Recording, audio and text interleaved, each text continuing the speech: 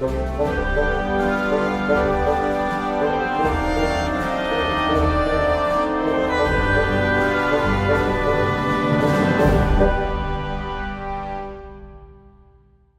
to the original Governor's Mansion.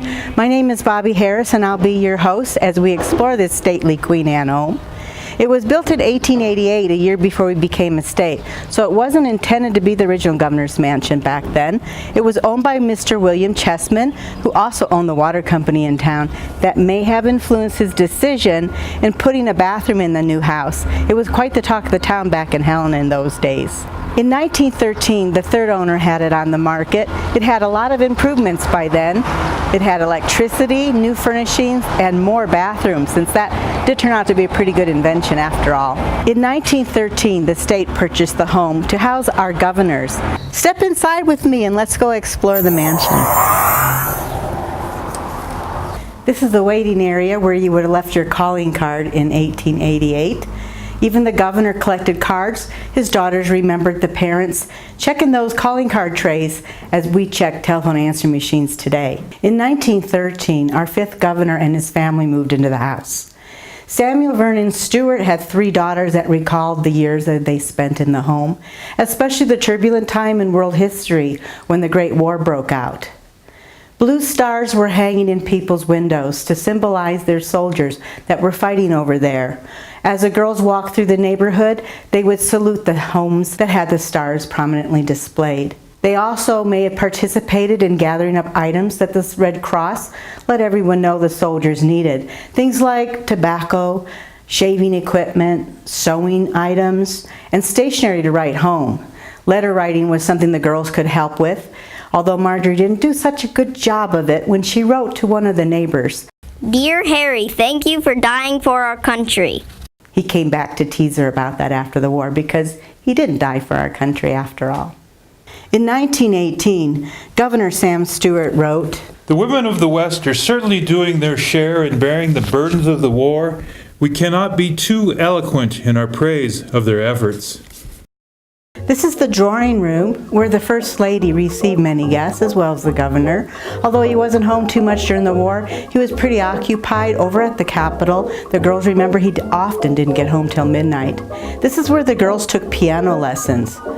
The piano was not theirs, but it's very sentimental to the state of Montana. It was owned by Joseph Howard, a name very familiar in the old days. In 1910, he wrote our state song for us. And like many other composers, he turned his attention to writing war songs, like the song Somewhere in France Is a Lily, which we have out on the piano today. Joseph Howard was not a familiar name to many of us today, but back then, his big hit was on everyone's mind. It went, "Hello, my baby, hello, my honey, hello, my ragtime gal." Hello, my baby, hello, my honey, hello, my ragtime gal. Send me a kiss by wire, honey, my heart's on fire. While the girls were writing letters to the soldiers, many of us on the home front were eagerly reading letters that the soldiers had provided to us. The one on the table is from a soldier from Great Falls. It's been censored. See the little window where a name was cut out, lest the enemy spot something they didn't want known. Other songs, like We'll Do Our Share While You're Over There, highlights the help the women provided on the home front. Here we find the second of 7 fireplaces. Mr. Chessman ordered the tile from his home state of Massachusetts. Although the home uses steam heat as its main heat source, the coal-burning fireplaces added extra temperature control and a welcoming ambiance. The home's library is arranged with similar furnishings that appear in a 1915 photograph. An important feature was a bright light on a table that provided task lighting. On the table today are copies of government propaganda posters showing how the U.S. financed much of the war expenses, the Liberty Loan program. Not only were women and children used on the posters to sell bonds, but they often went door to door to ask for contributions. Some stamps were bought by children for just 25 cents. The governor's children remember counting out 25 pennies to paste the stamp in their books. While many Montanans enthusiastically supported this program, some communities used coercive tactics to pressure folks into buying war bonds. Newspapers, telegrams, and letters all give clues to the issues the governor was dealing with. There were Montanans who opposed the war for various reasons, from religious to political beliefs. There was also labor trouble across the state. When workers in Butte mines went on strike for better pay, safer working conditions, and being against providing copper for weapons, Governor Stewart called out the militia to force striking mine workers back to work. For protection against possible retaliation, the girls remember the militia standing guard around the mansion and even escorting the girls to school. The fireplace here has tiles the Chessman family ordered from England, and the fire set was here in the home when we purchased the mansion. It served all 9 governors here in the house until in 1959 they were moved over to the new mansion's fireplace. The dining room has the home's second owner's original furniture, custom built for this space around 1900. It looks as elegant today as it looked back then, but the girls confess they couldn't resist parking their wads of gum in the lions' open mouths on the back of their chairs. In 1959, the 9th governor to use this home moved into a new executive residence, which was built closer to the Capitol. The vacated house was used by state office workers. The leather walls were painted white and original chandeliers were removed so brighter office lights could be installed. During the home's restoration in the 1970s, this chandelier was given by Governor Ford's family. Governor Ford lived in the mansion during the Second World War. The effects of the war were felt quite strongly around the dinner table, especially by women. Even though Montana women won the right to vote in 1914, restrictive gender roles meant women were often the ones who cooked and took care of the home. With pressure from many World War I propaganda posters distributed by the Food Administration, women assumed the task of conserving food in order to send more supplies over there to feed soldiers, allies, and refugees. Come on into the kitchen. We'll go through the servants' pantry.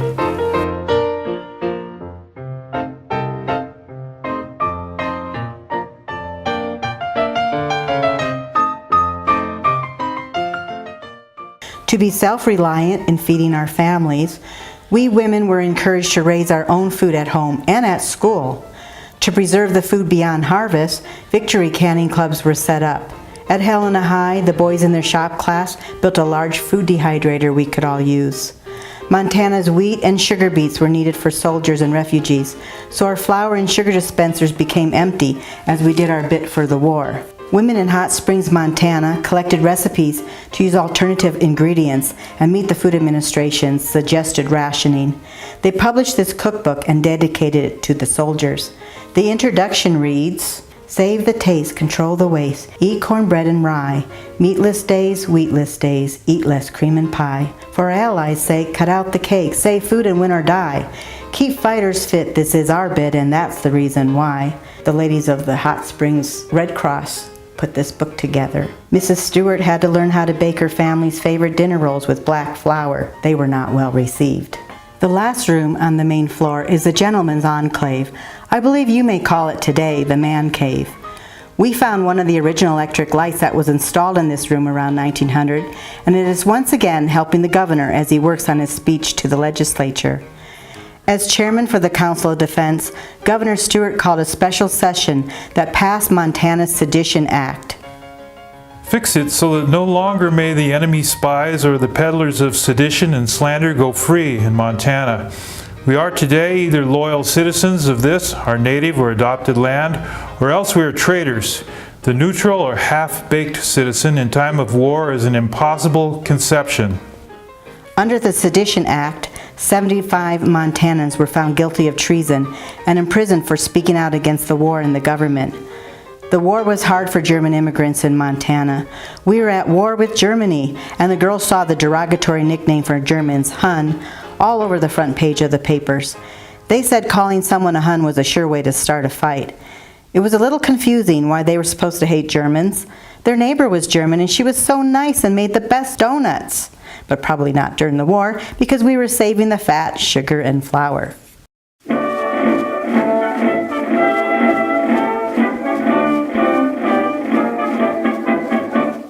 Johnny Baby, get your gun, get your gun, get your gun. Take it on the run. This room was originally the master bedroom in 1888, but was used by the First Lady in 1915 as a private sitting room where three little girls could relax and play without being disturbed by visitors downstairs. Or vice versa, not disturb the visitors downstairs who had come to call on their father, the governor. Governor Stewart brought home a similar portable Victrola from one of his trips out of state. A well-known World War I song is playing on it. Over there, send the word over there, that the Yanks are coming, the drums coming everywhere. Over here, it was all hands on deck to knit the items the boys needed. Everyone was helping. We will be very glad to quit our knitting when you boys come home. They knit so much, some rewarded the popular war song, Over There. They started singing instead, over here, everywhere, we are knitting for the boys over there. Knit a sock or sweater, or even better, do your bit and knit a square. When you go across the hall into the girls' room, you'll see what they were doing with these small squares to keep the soldiers from freezing. The girls remember struggling to knit socks, but mostly they were knitting small squares of scrap yarn. They could be found on the front porch sipping lemonade after school and knitting away at these squares to keep the boys from freezing. The squares were then sewn into a blanket and then taken to the Red Cross office to be distributed. Send the word over there, that's the Sammy's on. Here we see the room the Stewarts reserved for company. It is the only bedroom in the mansion with its own bathroom, courtesy of the second owner converting the old dressing room. Imagine a soldier being invited to spend the night before he shipped out. We'll be over, we're coming over, and we won't come back till it's over there, over there, over there. The fabric on the walls was reproduced by a textile mill in Europe. They used the original faded fabric to replicate the pattern and colors. The bedroom set was also used in the house while the governors lived here. Emily, the oldest daughter, recalls using that stand mirror. Being young ladies, we checked it frequently for our assets and defects.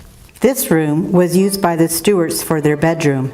Here we see some souvenirs that soldiers purchased overseas and sent home to their sweethearts. Some of the souvenirs were made by French and Belgian women who did their bit by making items to support their families in a war-torn Europe. In 1888, this was the only bathroom in the whole house. Over the years, it's been updated and modernized.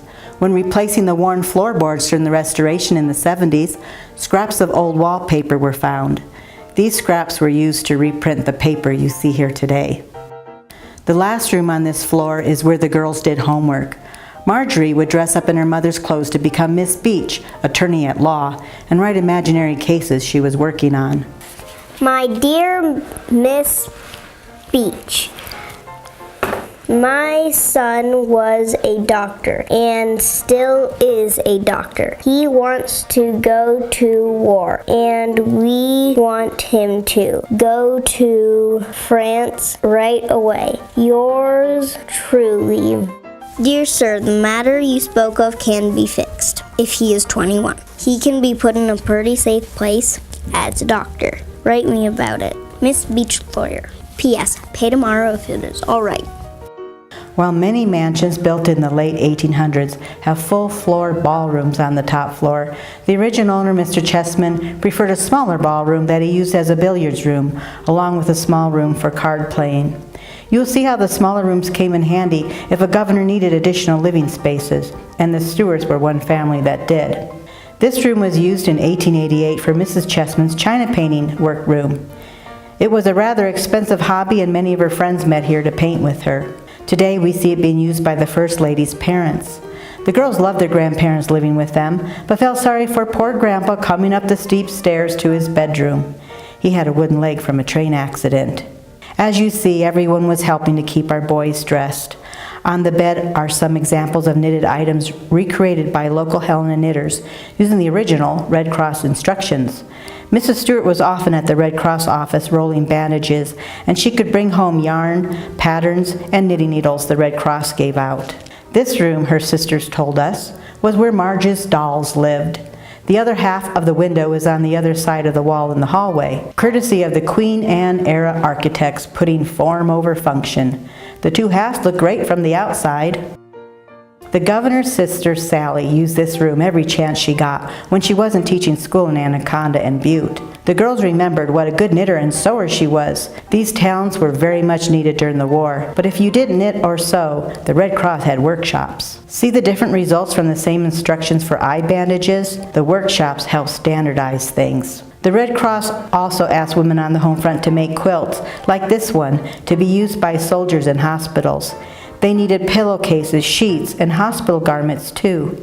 Folks also sold comfort kits to be filled with things soldiers carried with them, like sewing kits, mirrors, shaving equipment, and handkerchiefs. The governor's single brother, Hal, used this room whenever he was in town, and that was quite often. This brass bed was one of two used by the Stewarts when they lived here. Unfortunately, though, when the two twin beds were being moved back into the house in the 1970s, someone thought we were disposing of them and took one home. It may be out there somewhere. Have you seen our twin?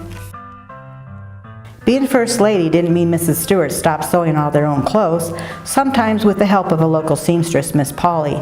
This was the billiards room in 1888, but made a great space for the women to sew while the children played.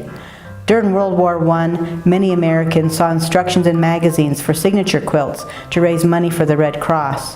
A fundraising quilt in Cascade County raised over $1,000 for the Red Cross. I think we could all save a little bit more if we bought a whole bolt of fabric and it all went together, and then we could take what we needed from it, because I'm going to need several more yards for this quilt. I don't know. What do you think of that? But then a teacher, and teachers do those things. White thread on red, but soon it will disappear. Incredibly unique brown thread on here. But then, you know, it is wartime, so we just don't know if we're going to have white thread or brown thread or something other than that. Towards the end of the war, the Spanish flu broke out. When Matilda Mannix finished her nurse's training, instead of serving over there, she was needed to help flu victims in eastern Montana. Montana was the fourth hardest hit state. People wore flu masks in the hopes it would prevent the contagious disease from spreading. The youngest Stewart daughter, Leah, did catch the flu, but thankfully recovered. Many little girls wish they were old enough to be nurses too. The doll and buggy belonged to the Stewart girls, and they can prove it. That's Big Sister Emily's haircut trimmings made into the doll's wig. Well, this is the last stop on the tour of the original Governor's Mansion. We hope you enjoyed your visit and you can come again sometime. If you'd like to see the mansion again or learn more about it, you can go to our website at montanahistoricalsociety.org. Private Tuck is a funny little codger with a smile, a funny smile. 5 feet none, he's an awful little dodger with a smile, a funny smile. The short road, he'll have his little show, he can't be so pressed. All the other fellas have to grin when he gets this off his chest. Hey! Pack all your troubles in your old kit bag and smile, smile, smile. While you've a Lucifer to light your bag, smile, boys, that's a smile. What's the use of worrying?